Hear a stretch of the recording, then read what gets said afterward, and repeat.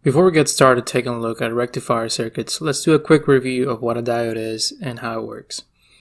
So a diode is a semiconductor device that is used as a switch in a lot of rectifier circuits.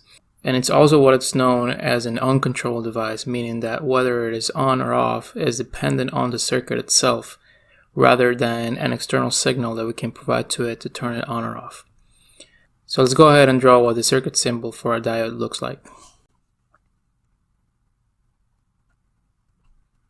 So a circuit symbol for a diode looks like this, and it has two terminals. The first terminal is called the anode, and it's commonly abbreviated A. And the second terminal is called the cathode, and it's commonly abbreviated K.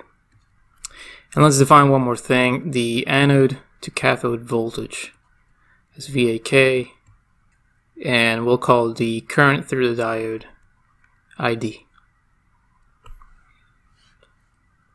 So when the voltage from anode to cathode VAK is positive, then the diode is going to look like a short circuit, meaning that the anode and the cathode are directly connected.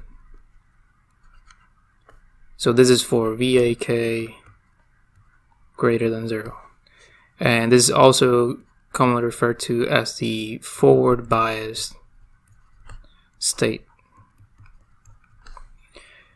And when the voltage from anode to cathode goes negative, so VAK less than 0, the diode looks like a open circuit. So there is no direct connection from the anode to the cathode. And this is called the reverse bias state. And one more characteristic about the diode is that if it's on and the current ID is positive, then the diode is going to stay on, whether the voltage from anode to cathode is negative or not. And that's important when we start looking at circuits that have inductive loads, because inductance opposes change in current. So if we have a circuit that is trying to make the anode to cathode voltage negative, but the current is still positive, then the diode is going to stay on. So now that we've looked at the diode, let's go ahead and look at rectifier circuits.